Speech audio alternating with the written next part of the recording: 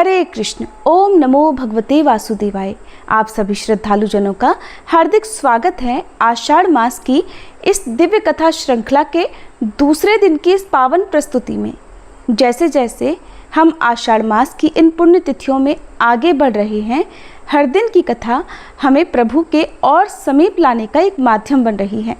ये सिर्फ सुनने का नहीं, बल्कि आत्मा को जागृत करने की एक आध्यात्मिक यात्रा का अवसर है। आज की कथा से पहले आइए हम सब मिलकर एक छोटी सी प्रार्थना करते हैं। हे श्री कृष्ण, जैसे बादलों से वर्षा होती है, वैसे ही कृपा की वर्षा हम सबके जीवन में हो। हर दिन की कथा हमारे जीवन को पवित्र बनाए और हमारे अंतःकरण में भक्ति, क्षमा और सेवा का भाव जागृत हो। इस पवित्र भावना के साथ चलिए अब आरंभ करते हैं आषाढ़ मास के दूसरे दिन की कथा। एक ऐसी कथा जो आपको भाव विभोर कर देगी और भगवान के सच्चे स्वरूप से जोड़ेगी।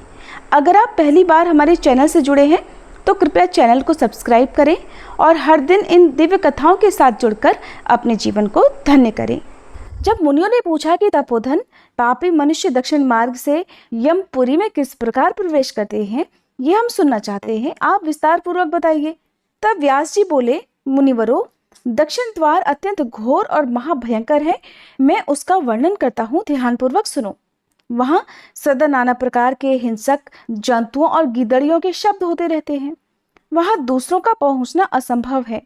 उसे देखते ही रोंगटे खड़े हो जाते हैं। भूत, प्रेत, पिशाच और राक्षसों से यह द्वार सदा ही घिरा रहता है। पापी जीव दूर से ही उस द्वार को देखकर त्रास से अर्थात भय से मूर्छित हो जाते हैं और विलाप प्रलाप करने लगते हैं। तब यमदूत उन्हें सांकलों से बांधकर घसीटते और निर्भय होकर डंडों से पीटते हैं। साथ ही डांटते फटकारते भी रहते हैं। होश में आने पर वे खून से लथपथ होकर पग पग पर लड़खड़ाते हुए दक्षिण द्वार को जाते हैं। रास्ते में कहीं तीखे कांटे होते हैं और कहीं छुरे की धार के समान तीखे पत्थरों के टुकड़े बिछे होते हैं। कहीं कहीं कीचड़ ही कीचड़ भरी रहती है और कहीं कहीं ऐसे गड्ढे होते हैं जिनको पार करना असंभव सा होता है। कहीं कहीं लोहे की सुई के समान कीलें गड़ी होती हैं। कहीं वृक्षों से भरे हुए पर्वत होते हैं जो किनारों पर झरने गिरते रहने से बड़े दुर्गम लगते हैं और कहीं कहीं पर तपे हुए अंगारे बिछे होते हैं। ऐसे मार्ग से दुखी होकर पापी जीवों को यात्रा करनी पड़ती है। कहीं दुर्गम गर्त, कहीं चिकने ढेले, कहीं तपाई हुई बालू और कहीं तीखे कांटे होते हैं। कहीं दावानल जलता रहता है, कहीं तपी हुई शिला है तो कहीं कहीं जमी हुई बर्फ। कहीं पर इतनी अधिक बालू है कि उसी मार्ग से जाने वाला जीव उसमें गले तक डूब जाता है। कहीं दूषित जल से और कहीं कंडे की आग से वह मार्ग भरा रहता है। कहीं पर सिंह, भेड़िए, बाघ, डांस और भयानक कीड़े डेरा डाले रहते हैं। कहीं कहीं बड़ी बड़ी जोंके और अजगर पड़े रहते हैं। भयंकर मक्खियां, विषैले सांप और दुष्ट और बलोदमत हाथी उन्हें सताया करते हैं। खुरों से रास्ते को खोदते हुए तीखे सींगों वाले बड़े बड़े सांड, भैंसे और मतवाले ऊंट सबको कष्ट देते हैं। भयानक डायने और भीषण रोगों से पीड़ित होकर जीव उस मार्ग से यात्रा करते हैं। कहीं धूल मिश्रित प्रचंड वायु चलती है जो पत्थरों की वर्षा करके निराश्रय जीवों को कष्ट पहुंचाती रहती है। कहीं बिजली गिरने से शरीर विदीर्ण हो जाता है। कहीं बड़े जोर से बाणों की वर्षा होती है जिससे सब अंग छिन्न भिन्न हो जाते हैं। कहीं कहीं बिजली की गड़गड़ाहट के साथ ही भयंकर उल्कापात होते रहते हैं और जलते हुए अंगारों की वर्षा हुआ करती है जिससे जलते हुए पापी जीव आगे बढ़ते हैं। कभी जोर जोर से धूल की वर्षा होने के कारण उनका शरीर भर जाता है और जीव रोने लगते हैं। मेघों की भयंकर गड़गड़ाहट से बारंबार दुख पहुंचता रहता है। बाण वर्षा से घायल हुए शरीर पर नमकीन जल की धारा गिराई जाती है और उसकी पीड़ा सहन करते हुए जीव आगे बढ़ते हैं। कहीं कहीं पर बहुत शीतल हवा चलने के कारण अधिक सर्दी लगती है तो कहीं रूखी और कठोर वायु का सामना भी करना पड़ता है। इससे पापी जीवों के अंग अंग में बिवाई फट जाती है। वे सूखने और सिकुड़ने लगते हैं। ऐसे मार्ग से जहां ना तो राह खर्च के लिए कुछ मिल पाता है, न कोई सहारा ही दिखाई देता है, पापी जीवों को यात्रा करनी पड़ती है। सब और निर्जल और दुर्गम प्रदेश दिखाई देता है। बड़े परिश्रम से पापी जीव यमलोक तक पहुंच पाते हैं। यमराज की आज्ञा का पालन करने वाले भयंकर यमदूत उन्हें बलपूर्वक लेकर जाते हैं। वे एकाकी और पराधीन होते हैं। उनके साथ में न कोई मित्र होता है और न बंधु। वे बस अपने अपने कर्मों को सोचते हुए बारंबार रोते रहते हैं। प्रेतों का सा उनका शरीर होता है। उनके कंठ, होंठ और तालू सूखे रहते हैं। वे शरीर से अत्यंत दुर्बल और भयभीत होकर भूख की ज्वाला से जलते रहते हैं। कोई सांकल में बंधे होते हैं। किन्हीं को उतान सुलाकर यमदूत उनके दोनों पैर पकड़कर घसीटते हैं और कोई नीचे मुंह करके घसीटे जाते हैं। उस समय उन्हें बहुत दुख होता है। उन्हें खाने को अन्न और नहीं पीने को पानी मिलता है। वे भूख प्यास से पीड़ित होकर हाथ जोड़कर दीन भाव से आंसू बहाते हुए गदगद वाणी में बारंबार याचना करते और दीजिए दीजिए की रट लगाते रहते हैं, अर्थात खाने के लिए अन्न और पीने के लिए पानी मांगते रहते हैं। उनके सामने इस अवस्था में देखिए क्या क्या आता है। सामने सुगंधित पदार्थ, दही, खीर, घी, भात, सुगंधित पेय और शीतल जल प्रस्तुत होते हैं। उन्हें देखकर वे बार बार उन्हें मांगने के लिए भीख मांगते रहते हैं। उस समय यमराज के दूत क्रोध में लाल आंखें करके उन्हें फटकारते हुए कठोर वाणी में कहते हैं, ओ पापियों, तुमने समय पर अग्निहोत्र नहीं किया, खुद ब्राह्मणों को दान नहीं दिया और दूसरों को भी उन्हें दान देते समय बलपूर्वक मना कर दिया। उसी पाप का फल आज तुम्हारे सामने उपस्थित हुआ है। तुम्हारा धन आग में नहीं जला था, जल में नहीं नष्ट हुआ था, राजा ने नहीं छीना था और चोरों ने भी नहीं चुराया था। नराधमों, तब भी तुमने जब पहले ब्राह्मणों को दान नहीं दिया, तब इस समय तुम्हें कहां से कोई वस्तु प्राप्त हो सकती है? जिन साधु पुरुषों ने सात्विक भाव से तरह तरह के दान किए हैं, उन्हीं के लिए ये पर्वतों के समान अन्न के ढेर लगे दिखाई देते हैं। इनमें भक्ष्य, भोज्य, पेय, लोहे और चोक्ष सब प्रकार के खाद्य पदार्थ हैं। तुम इन्हें पाने की इच्छा मत करो, क्योंकि तुमने किसी प्रकार का दान ही नहीं किया है। जिन्होंने दान, होम, यज्ञ और ब्राह्मणों का पूजन किया है, उन्हीं का अन्न लेकर सदा यह जमा किया जाता है। नारकी जीवों, ये दूसरों की वस्तु हम तुम्हें भला कैसे दे सकते हैं? यमदूतों की ये बात सुनकर वे भूख प्यास से पीड़ित जीव उस अन्न की इच्छा भी छोड़ देते हैं। इसके बाद यमदूत उन्हें भयानक अस्त्रों से पीड़ा देते हैं। मुदगर, लोहदंड, शक्ति, तोमर, पटिश, परिघ, भिंदीपाल, गदा, फरसा और बाणों से उनकी पीठ पर चोट मारी जाती है और सामने की ओर से सिंह तथा बाघ आदि उन्हें काट खाते हैं। इस प्रकार के पापी जीव न तो भीतर प्रवेश कर पाते हैं और न ही उन्हें उस द्वार से बाहर ही निकालने दिया जाता है। अत्यंत दुखी होकर करुण विलाप किया करते हैं। इस प्रकार वह भली भांति पीड़ा देकर यमराज के दूत उन्हें भीतर प्रवेश कराते और फिर उस स्थान पर लेकर जाते हैं जहां सबका नियंत्रण करने वाले धर्मात्मा यमराज रहते हैं। वहां पहुंचकर वे दूत यमराज को उन पापियों के आने की सूचना देते हैं और उनकी आज्ञा मिलने पर उन्हें उनके सामने उपस्थित कर देते हैं। तब पापाचारी जीव भयानक यमराज और चित्रगुप्त को देखते हैं। यमराज उन पापियों को बड़े जोर से फटकारते हैं और चित्रगुप्त धर्मयुक्त वचनों से पापियों को समझाते हुए कहते हैं, पापाचारी जीवों, तुमने दूसरों के धन का अपहरण किया है और अपने रूप और वीर के घमंड में आकर पराई स्त्रियों का सतीत्व नष्ट किया है। जीव खुद जो कर्म करता है उसका फल भी उसे स्वयं ही भोगना पड़ता है। ये जानते हुए भी तुमने अपना विनाश करने के लिए पाप कर्म क्यों किया? अब किया तो शोक क्यों कर रहे हो? अपने कुकर्मों से ही तुम पीड़ित हो रहे हो।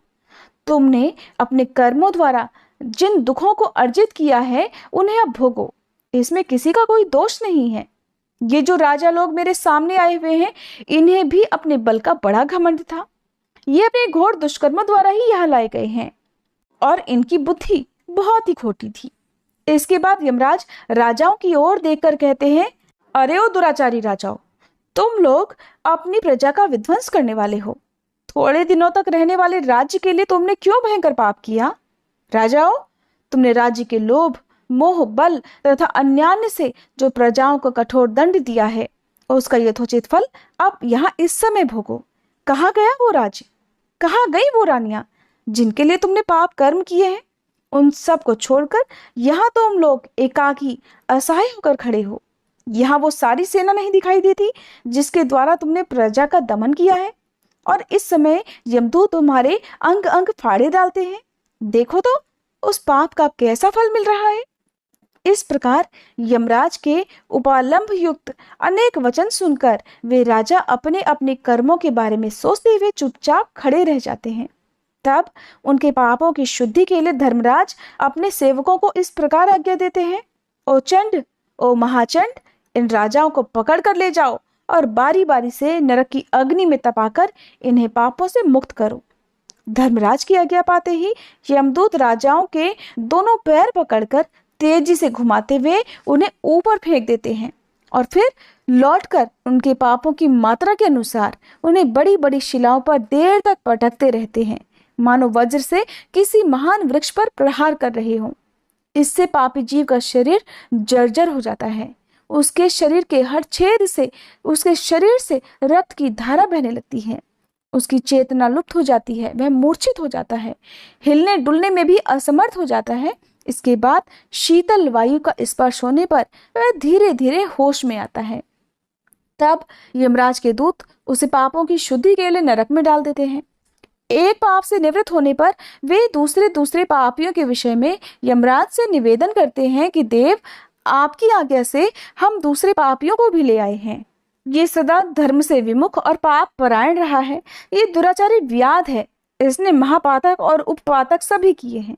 ये अपवित्र मनुष्य सदा दूसरे जीवों की हिंसा में लीन रहा है। ये जो दुष्टात्मा खड़ा है, अगम्य स्त्रियों के साथ समागम करने वाला है। इसने दूसरों के धन का भी अपहरण किया है। ये कन्या बेचने वाला, झूठी गवाही देने वाला, कृतज्ञ तथा मित्रों को धोखा देने वाला है। इस दुरात्मा ने मदोन्मत्त होकर सदा धर्म की निंदा की है। मर्त्यलोक में केवल पाप का ही आचरण किया है। देवेश्वर, इस समय इसको दंड देना है या इस पर कृपा करनी है, ये बताइए, क्योंकि आप ही निग्रह अनुग्रह करने में समर्थ हैं। हम लोग तो केवल आपकी आज्ञा पालन करते हैं। इस प्रकार निवेदन करके वे दूत पापी को यमराज के सामने उपस्थित कर देते हैं और खुद दूसरे पापियों को लाने के लिए चल देते हैं। जब पापी पर लगाए गए दोषों की सिद्धि हो जाती है, तब यमराज अपने भयंकर सेवकों को उन्हें दंड देने के लिए आदेश देते हैं। वशिष्ठ आदि महर्षियों ने जिसके लिए जो दंड नियत किया है, उसी के अनुसार वे यम किंकर पापी को दंड देते रहते हैं। अंकुश, मुद्गर, डंडे, आरे, शक्ति, तोमर, खड्ग और शूलों के प्रहार से पापियों को मारते हैं।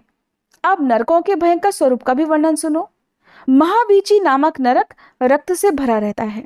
उसमें वज्र के समान कांटे होते हैं। उसका विस्तार 10,000 योजन है। उसमें डूबा हुआ पापी जीव कांटों में बिंधकर बहुत कष्ट भोगता है। गौओं का वध करने वाला मनुष्य उस भयंकर नरक में 1,00,000 वर्षों तक रहता है। कुंभी पाक का विस्तार 100 लाख योजन है। वह अत्यंत भयंकर नरक है। वहां की भूमि तपाए हुए तांबे के घड़ों से भरी रहने के कारण अत्यंत प्रज्वलित दिखाई देती है।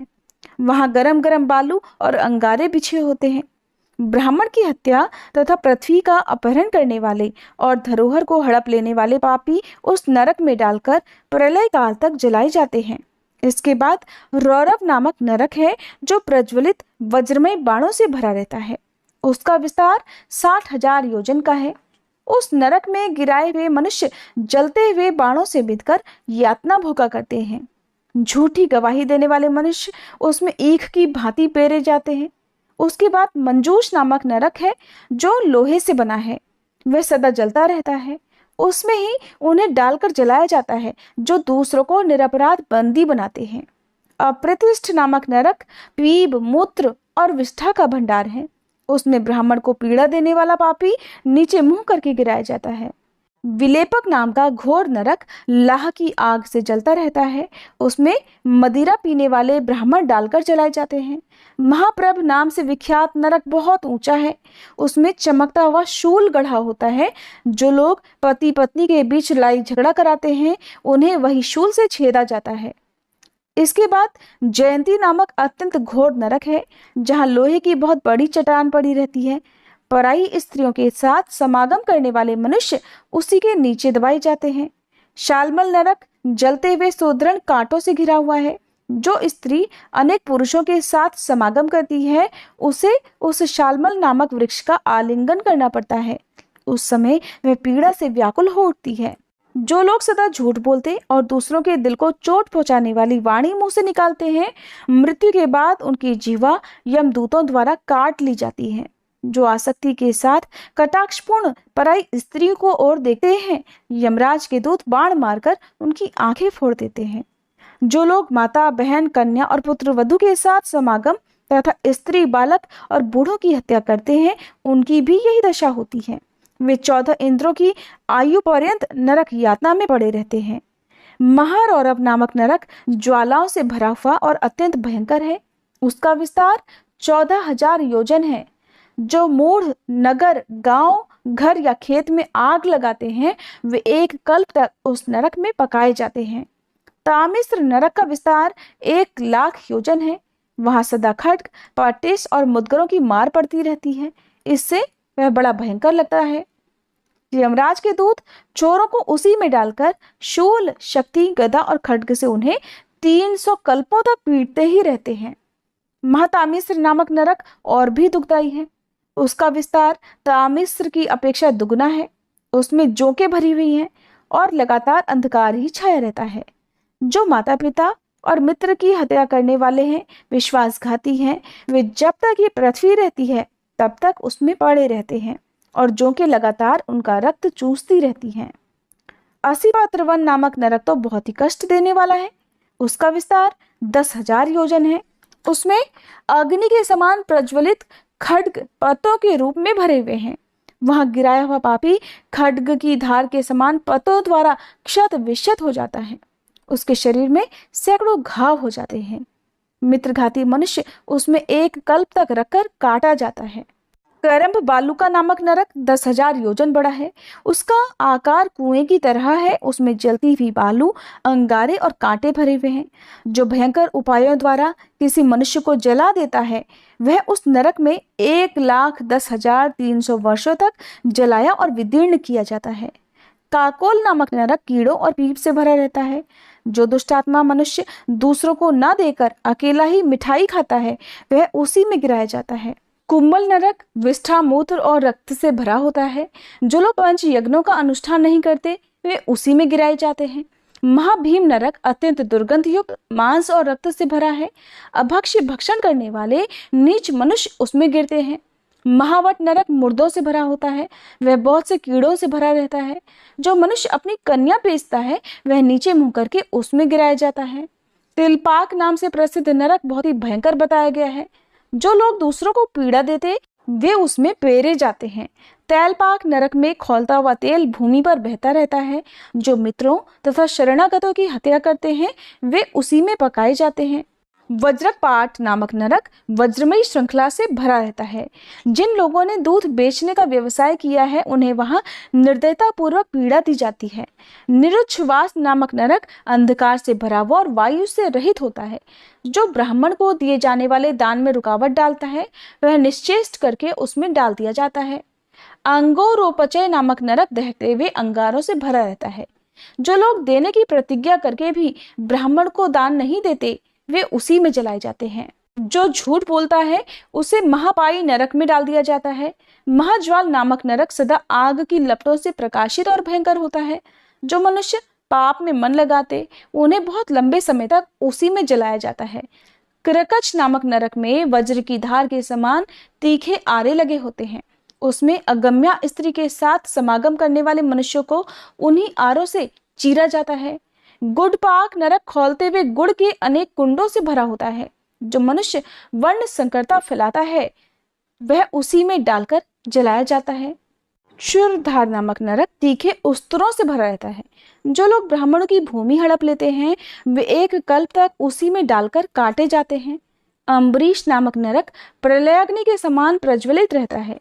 सोने की चोरी करने वाला मनुष्य करोड़ कल्पों तक उसमें जलाया जाता है। वज्र कुठार नामक नरक वज्र से भरा हुआ है। पेड़ काटने वाले पापी मनुष्य उसी में डालकर काटे जाते हैं। परिताप नामक नरक भी प्रलयाग्नि से भरा रहता है, जलता ही रहता है। विष देने तथा शहद की चोरी करने वाला पापी उसी में यातना भोगता है। कालसूत्र नरक वज्रमय सूत से बना हुआ है। जो लोग दूसरों की खेती नष्ट कर देते हैं वे उसी में घुमाए जाते हैं, जिससे उनका अंग छिन्न भिन्न हो जाता है। कश्मल नरक मुख और नाक के मल से भरा होता है। मांस की रुचि रखने वाला मनुष्य उसमें एक कल तक रखा जाता है। उग्रगंध नामक नरक लार, मूत्र और विष्ठा से भरा होता है। जो पितरों को पिंड नहीं देते वे उसी नरक में डाले जाते हैं। दुर्धर नरक जोंकों और बिच्छुओं से भरा होता है। सूदखोर मनुष्य उसमें 10,000 वर्षों तक पड़ा होता है। वज्र महापीड़ नामक नरक वज्र से ही बना होता है। जो दूसरों के धन धान्य और सोने की चोरी करते हैं उसी में डालकर उनको यातना दी जाती है। यमदूत उन चोरों को छुरों से क्षण क्षण पर काटते रहते हैं। जो मूर्ख किसी प्राणी की हत्या करके उसे कौवे और गीध की तरह खाते हैं उन्हें एक कल्प तक अपने ही शरीर का मांस खाना पड़ता है। जो दूसरों के आसन, शैया और वस्त्र का अपहरण करते हैं उन्हें यमदूत शक्ति और तोमरों से घायल कर देते हैं। जिन खोटी बुद्धि वाले पुरुषों ने लोगों के फल या पत्ते भी चुराए हैं उन्हें क्रोध में भरे हुए यमदूत तिनकों की आग में जला डालते हैं। जो मनुष्य पराये धन और पराई स्त्री के प्रति सदा दूषित भाव रखता है यमदूत उसकी छाती में जलता हुआ शूल गाड़ देते हैं। जो मनुष्य मन, वाणी और क्रिया द्वारा धर्म से विमुख रहते हैं उन्हें यमलोक में बड़ी भयंकर यातना भुगतनी पड़ती है। इस प्रकार लाखों, करोड़ों और अरबों नरक हैं जहाँ पापी मनुष्य अपने कर्मों का फल भोगते हैं। इस लोक में थोड़ा सा भी पाप कर्म करने पर यमलोक में भयंकर नरक के भीतर घोर यातना सहनी पड़ती है। मूर्ख मनुष्य साधु पुरुषों द्वारा बताए हुए धर्मयुक्त वचनों को नहीं सुनते। जब कोई उनसे परलोक की चर्चा करता है तब वे झट यही उत्तर देते हैं कि किसने स्वर्ग और नरक को देखा है, किसने अपनी आंखों से इन्हें देखा है। ऐसे लोग दिन रात प्रयत्न पूर्वक पाप किया करते हैं। धर्म का आचरण तो वे भूल कर भी नहीं करते। इसी प्रकार जो इसी लोक में अपने कर्मों के फल को भोगना मानते हैं, परलोक के प्रति जिनकी तनिक भी आस्था नहीं है, ऐसे नराधम भयंकर नरकों में पड़ते हैं। नरक का निवास अत्यंत दुखदायी और स्वर्गवास सुख देने वाला है। मनुष्य शुभ कर्म करने से स्वर्ग पाते हैं और अशुभ कर्म करने से घोर नरकों में जाते हैं। मुनियों ने पूछा, अहो, यमलोक के मार्ग में तो बड़ा भयंकर दुख होता है। साधु श्रेष्ठ, आपने उन दुखों के साथ ही घोर नरकों तथा दक्षिण द्वार का भी वर्णन किया। हे ब्राह्मण, उस भयानक मार्ग में कष्टों से बचने का कोई उपाय है या नहीं है? अगर है तो बताइए, किस उपाय से मनुष्य यमलोक में सुखपूर्वक जा सकते हैं? तब व्यास जी कहने लगे, मुनिवरों, जो लोग इस लोक में धर्मपरायण होकर अहिंसा का पालन करते, गुरुजनों की सेवा में संलग्न रहते और देवता तथा ब्राह्मणों की पूजा करते हैं, वे स्त्री और पुत्रों सहित जिस प्रकार उस मार्ग से यात्रा करते हैं वह बतलाता हूँ।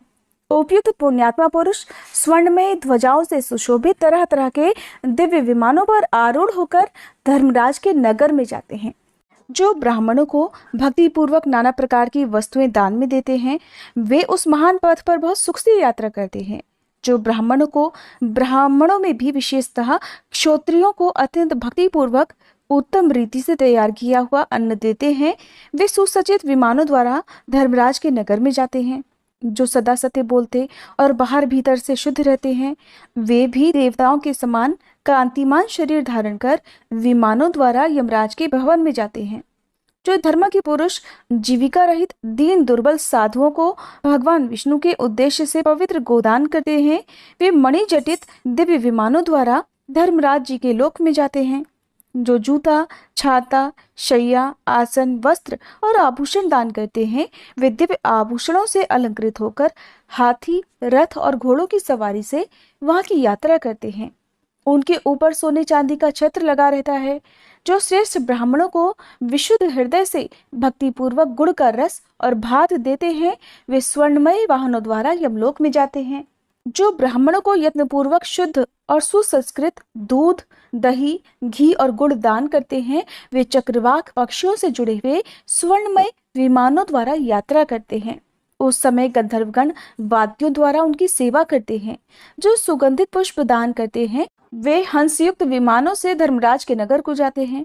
जो क्षत्रिय ब्राह्मणों को श्रद्धा पूर्वक तिल, तिलमय धेनु या घी से बनी हुई गाय दान करते हैं वे चंद्रमंडल के समान उज्जवल विमानों द्वारा यमराज के भवन में प्रवेश करते हैं। उस समय गंधर्वगण उनका सुयश गाते रहते हैं। इस लोक में जिनके बनवाए हुए कुएं, बावड़ी, तालाब, सरोवर, पुष्करणी तथा शीतल जलाशय शोभा पाते हैं, वे दिव्य घंटा नाद से मुखरित स्वर्ण और चंद्रमा के समान कांतिमान विमानों द्वारा यात्रा करते हैं। रास्ते में उन्हें सुख देने के लिए दिव्य पंखे डुलाए जाते हैं। जो लोग समस्त प्राणियों के जीवन भूत जल का दान करते हैं, वे प्यास से रहित होकर दिव्य विमानों पर बैठकर सुखपूर्वक उस महान पथ की यात्रा करते हैं।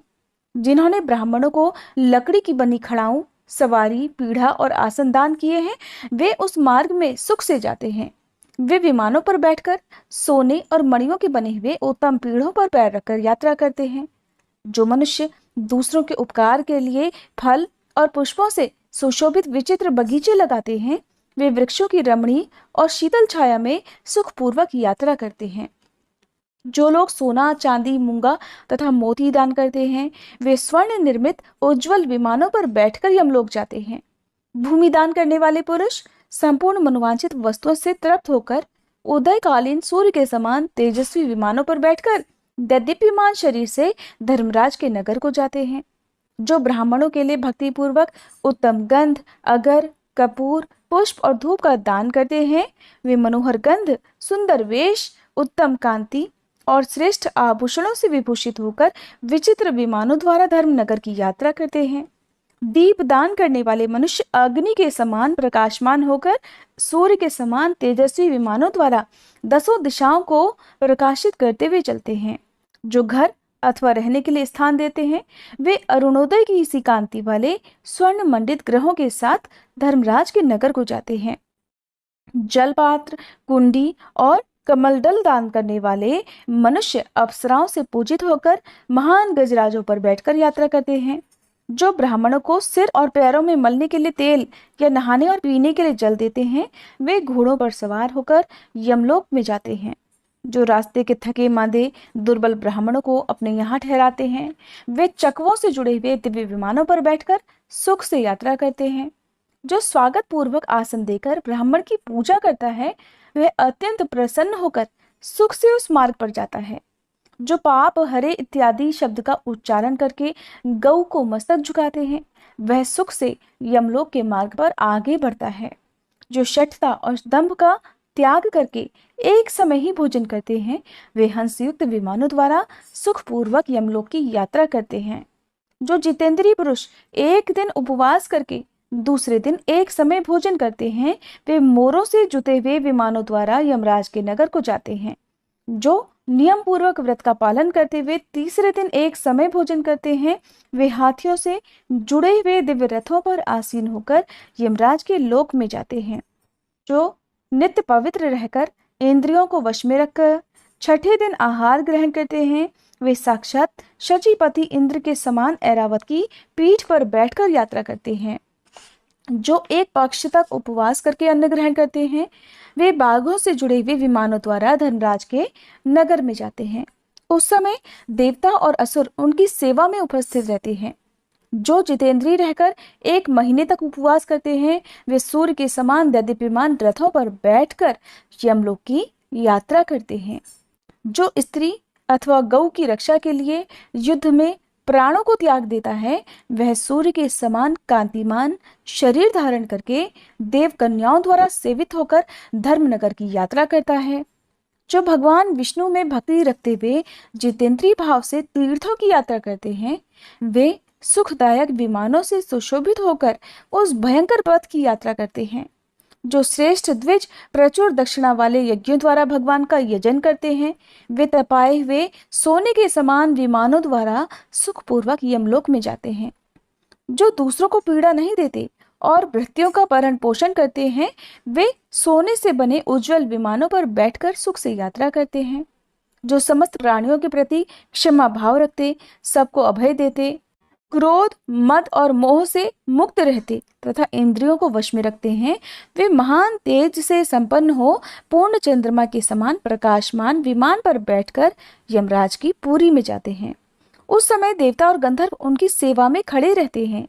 जो सत्य और पवित्रता से युक्त रहकर कभी भी मांसाहार नहीं करते, वे भी धर्मराज के नगर में सुख से ही यात्रा करते हैं। जो 1000 गौओं का दान करता है, और जो कभी मांस का सेवन नहीं करता वे दोनों समान हैं। ये बात पूर्व काल में वेद वेताओं में श्रेष्ठ साक्षात ब्रह्मा जी ने कही थी। ब्राह्मणों, संपूर्ण तीर्थों में स्नान करने से जो पुण्य मिलता है और समस्त यज्ञों के अनुष्ठान से जिस फल की प्राप्ति होती है, वही या उसके समान फल मांस न खाने से भी प्राप्त होता है। ये च मांसम न खादन्ति सत्य शौच समन्वितः ते अपि यान्ति सुखेनैव धर्मराजपुरं नरः। गो सहस्त्रम तु यो दद्यादस्तु मांसम न भक्षेत समावेतो पुरा प्राह ब्रह्मा वेद विदाम वरः। सर्वतीर्थेषु यत् पुण्यम सर्वयज्ञेषु यत् फलम अमांस भक्षणे विपरीताश्च तच्च च तत्समम्। इस प्रकार दान और व्रत में तत्पर रहने वाले धर्मात्मा पुरुष विमानों द्वारा सुखपूर्वक यमलोक में जाते हैं, जहाँ सूर्य नंदन यम विराजमान रहते हैं। धार्मिक पुरुषों को देखकर यमराज स्वयं ही स्वागत पूर्वक उन्हें आसन देते और पाद्य अर्घ्य तथा प्रिय वचनों द्वारा उनका सम्मान करते हैं। वे कहते हैं, पुण्यात्मा पुरुषों, आप लोग धन्य हैं। आप अपने आत्मा का कल्याण करने वाले महात्मा हैं, क्योंकि आपने दिव्य सुख के लिए शुभ कर्मों का अनुष्ठान किया है। आप इस विमान पर बैठकर उस अनुपम स्वर्गलोक को जाइए, जहाँ समस्त कामनाएं पूर्ण होती हैं। वहां महान भोगों का उपभोग करके अंत में पुण्य क्षीण होने पर जो थोड़ा अशुभ कर्म शेष रहेगा, उसका फल यहाँ आकर भोगिएगा। धर्मात्मा पुरुष अपने पुण्यों के प्रभाव से धर्मराज को कोमल हृदय वाले अपने पिता के तुल्य देखते हैं। इसलिए धर्म का सदा पालन करना चाहिए। धर्म मोक्ष रूप फल को देने वाला है। धर्म से ही अर्थ, काम और मोक्ष की सिद्धि बताई गई है। धर्म ही माता पिता और भ्राता है। धर्म ही अपना रक्षक और सुहृद है।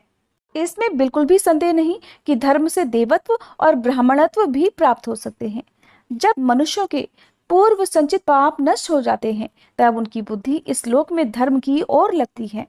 हजारों जन्मों के बाद दुर्लभ मनुष्य जीवन को पाकर जो धर्म का आचरण नहीं करता, वह निश्चय ही सौभाग्य से वंचित है। जो लोग कुत्सित, दरिद्र, कुरूप, रोगी, दूसरों के सेवक और मूर्ख हैं, उन्होंने पूर्व जन्म में धर्म नहीं किया है, ऐसा जानना चाहिए। जो दीर्घायु, शूरवीर, पंडित, भोग साधन से संपन्न, धनवान, निरोग तथा रूपवान हैं, उन्होंने पूर्व जन्म में अवश्य ही धर्म का अनुष्ठान किया है।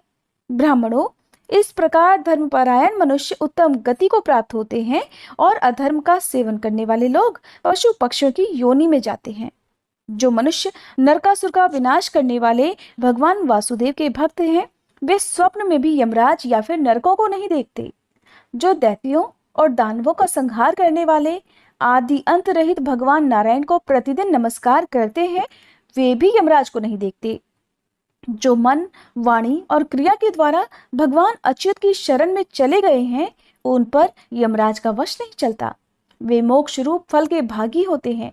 ब्राह्मणों, जो मनुष्य प्रतिदिन जगन्नाथ श्री नारायण को नमस्कार करते हैं, वे वैकुंठ धाम के सिवा अन्यत्र कहीं नहीं जाते। श्री विष्णु को नमस्कार करके मनुष्य यमदूतों को, यमलोक के मार्ग को, यमपुरी को तथा वहां के नरकों को किसी प्रकार नहीं देख पाते। मोह में पड़कर अनेकों बार पाप कर लेने पर भी अगर मनुष्य सर्व पाप हारी श्री हरि को नमस्कार करते हैं, तब भी वे नरक में नहीं पड़ते। जो लोग शठता से भी सदा भगवान जनार्दन का ध्यान करते हैं, वे भी देह त्याग के बाद रोग शोक से रहित श्री विष्णु धाम को प्राप्त होते हैं। अत्यंत क्रोध में आसक्त होकर भी जो कभी श्री हरि के नामों का कीर्तन करता है, वह भी चेदीराज शिशुपाल की तरह संपूर्ण दोषों का क्षय हो जाने से मोक्ष को प्राप्त करता है। मुनियों ने कहा, भगवान, आप संपूर्ण धर्मों के ज्ञाता तथा सभी शास्त्रों के ज्ञान में निपुण हैं। कृपया बताइए, माता, पिता, पुत्र, गुरु, जाति वाले, संबंधी और मित्र वर्ग, इनमें से कौन मरने वाले प्राणी का विशेष सहायक होता है? लोग तो मृतक के शरीर को काठ और मिट्टी के ढेले की तरह छोड़कर चल देते हैं, फिर परलोक में कौन उसके साथ जाता है? व्यास जी बोले, ब्राह्मणों, प्राणी अकेला ही जन्म लेता, अकेला ही मरता, अकेला ही दुर्गम संकटों को पार करता और अकेला ही दुर्गति में पड़ता है। पिता, माता, भाई, पुत्र, गुरु, जाति वाले, संबंधी तथा मित्र वर्ग, इनमें से कोई भी मरने वाले का साथ नहीं देता। घर के लोग मृत व्यक्ति के शरीर को काठ और मिट्टी के ढेले की तरह त्याग देते हैं और 2 घड़ी रोकर उससे मुंह मोड़कर चले जाते हैं। वे सब लोग तो त्याग देते हैं, लेकिन धर्म उसका त्याग कभी नहीं करता। वह अकेला ही जीव के साथ जाता है, इसलिए धर्म ही सच्चा सहायक है। इसलिए मनुष्य को सदा धर्म का पालन करना चाहिए। धर्मयुक्त प्राणी उत्तम स्वर्ग गति को प्राप्त होता है। इसी प्रकार अधर्मयुक्त मनुष्य नरक में जाता है। इसलिए विद्वान पुरुष पाप से प्राप्त होने वाले धन में कभी अनुराग न रखें। एकमात्र धर्म ही मनुष्यों का सहायक बताया गया है। मुनियों ने कहा, भगवान, आपका यह धर्मयुक्त वचन जो परम कल्याण का साधन है हमने सुना। अब हम ये जानना चाहते हैं कि ये शरीर इन तत्वों का समूह है। मनुष्यों का मरा हुआ शरीर तो स्थूल से सूक्ष्म अव्यक्त भाव को प्राप्त हो जाता है, वह नेत्रों का विषय नहीं रह जाता। फिर धर्म भला उस शरीर के साथ कैसे जाता है? व्यास जी बोले, पृथ्वी, वायु, आकाश, जल, तेज, मन, बुद्धि और आत्मा ये सदा साथ रहकर धर्म पर दृष्टि रखते हैं। ये समस्त प्राणियों के शुभाशुभ कर्मों के निरंतर साक्षी रहते हैं। इनके साथ धर्म जीव का अनुसरण करता है। जब शरीर से प्राण निकल जाता है तब त्वचा, हड्डी, मांस और रक्त भी उस शरीर को छोड़ देते हैं। उस समय जीव धर्म से युक्त होने पर ही इस लोक और परलोक में सुख और अभ्युदय को प्राप्त होता है। मुनियों ने पूछा, हे भगवान, अब आप कृपया ये भी बताइए कि कौन कौन से दुष्कर्म करने पर प्राणी को कौन कौन सी योनियों में जन्म लेना पड़ता है? तब व्यास जी कहने लगे, ब्राह्मणों, पाप युक्त मनुष्य यमलोक में जाकर महान कष्ट उठाने के बाद पुनः तिर्यक योनि में जन्म लेता है। मोह युक्त जीव जिस जिस कर्म से जिस जिस योनि में जन्म लेता है उसे बतलाता हूँ, सुनो। पराई स्त्री के साथ समागम करने से मनुष्य पहले तो भेड़िया होता है, फिर बारी बारी से कुत्ता, सियार, गीध, सांप, कौवा और बगुला होता है। जो पापात्मा काम से मोहित होकर अपनी भौजाई के साथ बलात्कार करता है वह 1 वर्ष तक नर कोकिल होता है। मित्र, गुरु तथा राजा की पत्नी के साथ समागम करने से कामात्मा पुरुष मरने के बाद सुअर होता है। 5 वर्षों तक सुअर रहने के बाद फिर वह जब मरता है तब उसके 10 वर्षों तक बगुला, 3 महीनों तक चींटी और 1 महीने तक कीड़े की योनि में पड़ा रहता है। इन सब योनियों में जन्म लेने के बाद वह पुनः कृमि योनि में उत्पन्न होता और 14 महीनों तक जीवित रहता है। इस प्रकार अपने पूर्व पापों का क्षय करने के बाद फिर वह मनुष्य योनि में जन्म लेता है। जो पहले एक को कन्या देने की प्रतिज्ञा करके फिर दूसरे को देना चाहता है वह भी मरने पर कीड़े की योनि में जन्म लेता है। उस योनि में वह 13 वर्षों तक जीवित रहता है। फिर अधर्म का क्षय होने पर वह मनुष्य योनि में जन्म लेता है। जो देव कार्य अथवा पितृ कार्य न करके देवताओं और पितरों को संतुष्ट किए बिना ही मर जाता है वह कौवा होता है। 100 वर्षों तक कौवों की योनि में रहने के बाद वह मुर्गा बनता है। इसके बाद 1 मास तक सर्प की योनि में निवास करता है। उसके बाद वह मनुष्य बनता है। जो पिता के समान बड़े भाई का अपमान करता है वह मृत्यु के बाद क्रौंच योनि में जन्म लेता है और 10 वर्षों तक जीवन धारण करता है। इसके बाद मरने पर वह मनुष्य होता है। शूद्र जातीय पुरुष ब्राह्मणी के साथ समागम करने पर कीड़े की योनि में जन्म लेता है। उस मृत्यु होने पर वह सुअर होता है। सुअर की योनि में जन्म लेते ही रोग से उसकी मृत्यु हो जाती है। उसके बाद वह मूर्ख पूर्वक पाप के कारण ही कुत्ते की योनि में उत्पन्न होता है। उसके बाद उसे मनुष्य शरीर की प्राप्ति होती है। मानव योनि में संतान उत्पन्न करके वह मर जाता है और फिर चूहे का जन्म पाता है। कृतघ्न मनुष्य मृत्यु के बाद जब यमराज के लोक में जाता है उस समय क्रूर यमदूत उसे बांधकर भयंकर दंड देते हैं। उस दंड से उसको बड़ी पीड़ा होती है। दंड, मुदगर, शूल, भयंकर अग्निदंड, असीपत्र वन, तप्त वालुका तथा कूट शालमली आदि अन्य बहुत सी घोर यातनाओं का अनुभव करके वह संसार चक्र में आता और फिर कीड़े की योनि में जन्म लेता है। 15 वर्षों तक कीड़ा रहने के बाद मानव गर्भ में आकर वहां जन्म लेने के पहले ही मर जाता है।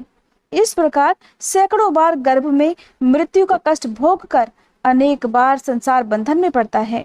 इसके बाद वह पशु पक्षियों की योनि में जन्म लेता है। उसमें वह बहुत वर्षों तक कष्ट उठाकर अंत में कछुआ बनता है। दही की चोरी करने से मनुष्य बगुला और मेढक होता है। फल, मूल या पुआ चुराने से वह चींटी होता है। जल की चोरी करने से कौवा और कांसा चुराने से हरियल पक्षी होता है। चांदी का बर्तन चुराने वाला कबूतर होता है और सोने के पात्र को चुराने वाला कृमि योनि में जन्म लेता है। रेशम का कीड़ा चुराने से मनुष्य बानर बनता है। वस्त्र की चोरी करने से तोते की योनि में जन्म लेता है। साड़ी चुराने वाला मनुष्य मरने के बाद हंस होता है। रुई का वस्त्र हड़प लेने वाला मनुष्य मृत्यु के बाद क्रौंच होता है। सन का वस्त्र, ऊनी वस्त्र तथा रेशमी वस्त्र चुराने वाला मनुष्य खरगोश होता है। चूर्ण की चोरी करने से मनुष्य दूसरे जन्म में मोर होता है। अंगराग और सुगंध की चोरी करने वाला लोभी मनुष्य छछूंदर होता है। उस योनि में 15 वर्षों तक जीवित रहने के बाद जब पाप का क्षय हो जाता है, तब वह मनुष्य योनि में जन्म ग्रहण करता है। जो स्त्री दूध की चोरी करती है वह बगुली होती है। जो नीच पुरुष स्वयं सशस्त्र होकर वैर से या धन के लिए किसी शस्त्रहीन पुरुष की हत्या करता है, वह मरने पर गधा होता है। गधे की योनि में 2 वर्षों तक जीवित रहने के बाद वह शस्त्र द्वारा मारा जाता है। फिर मृग की योनि में जन्म लेकर सदा उद्विग्न बना रहता है।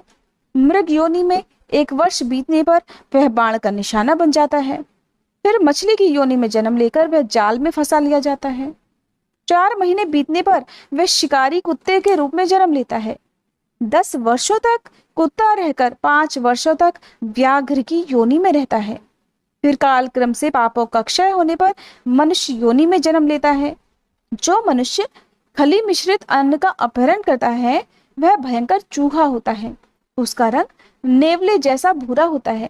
वह पापात्मा हर दिन मनुष्यों को डसता रहता है। घी की चोरी करने वाला दुर्बुद्धि मनुष्य कौवा और बगुला होता है। नमक चुराने से चिरिकाक नामक पक्षी बनना पड़ता है। जो मनुष्य विश्वास पूर्वक रखी हुई धरोहर को हड़प लेता है वह मृत्यु के बाद मछली की योनि में जन्म लेता है। उसके बाद मृत्यु होने पर फिर मनुष्य होता है। मानव योनि में भी उसकी आयु बहुत थोड़ी ही होती है।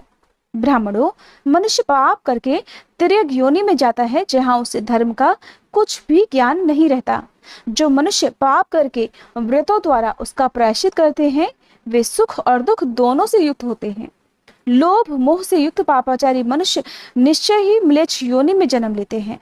जो लोग जन्म से ही पाप का परित्याग करते हैं वे निरोग, रूपवान और धनी होते हैं।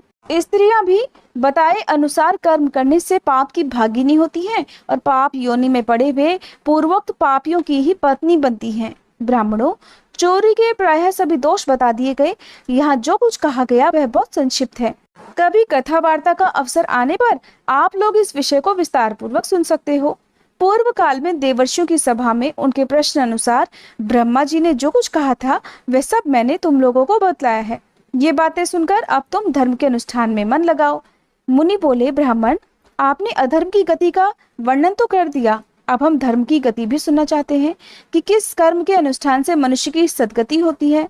व्यास जी बोले, ब्राह्मणों, जो मोहवश अधर्म का अनुष्ठान कर लेने पर उसके लिए पुनः सच्चे हृदय से पश्चाताप करता और मन को एकाग्र रखता है वह पाप का सेवन नहीं करता। जैसे जैसे मनुष्य का मन पाप कर्म की निंदा करता है वैसे वैसे उसका शरीर उस अधर्म से दूर होता जाता है। अगर धर्मवादी ब्राह्मणों के सामने अपना पाप कह दिया जाए तो वह उस पाप जनित अपराध से शीघ्र मुक्त हो जाता है। मनुष्य जैसे जैसे अपने अधर्म की बात बारंबार प्रकट करता है वैसे ही वैसे वह एकाग्रचित्त होकर अधर्म को छोड़ता जाता है। जैसे सांप केचुल को छोड़ता है उसी प्रकार वह पहले के अनुभव किए हुए पापों का त्याग कर देता है। एकाग्रचित होकर ब्राह्मण को तरह तरह के दान दे। जो मन को ध्यान में लगाता है वह उत्तम गति को प्राप्त करता है। ब्राह्मणों, अब मैं दान का फल बतलाता हूँ। सभी दानों में अन्न दान को श्रेष्ठ बतलाया गया है। धर्म की इच्छा रखने वाले मनुष्य को चाहिए कि वह सरलता पूर्वक सभी प्रकार के अन्नों का दान करे। अन्न ही मनुष्यों का जीवन है, उसी से जीव जंतुओं की उत्पत्ति होती है। अन्न में ही संपूर्ण लोक प्रतिष्ठित है। अन्न सबसे श्रेष्ठ बताया गया है। देवता, ऋषि, पितर और मनुष्य अन्न की ही प्रशंसा करते हैं क्योंकि अन्न दान से मनुष्य स्वर्गलोक को प्राप्त होता है। स्वाध्यायशील ब्राह्मणों के लिए न्याय द्वारा उपार्जित किया हुआ उत्तम अन्न प्रसन्न चित्त से दान करना चाहिए। जिसके प्रसन्न चित्त से दान दिए हुए अन्न को 10 ब्राह्मण भोजन कर लेते हैं वह कभी पशु पक्षी आदि की योनि में नहीं पड़ते। सदा पापों में लीन रहने वाला मनुष्य भी अगर 10,000 ब्राह्मणों को भोजन करा दे तो वह अधर्म से मुक्त हो जाता है।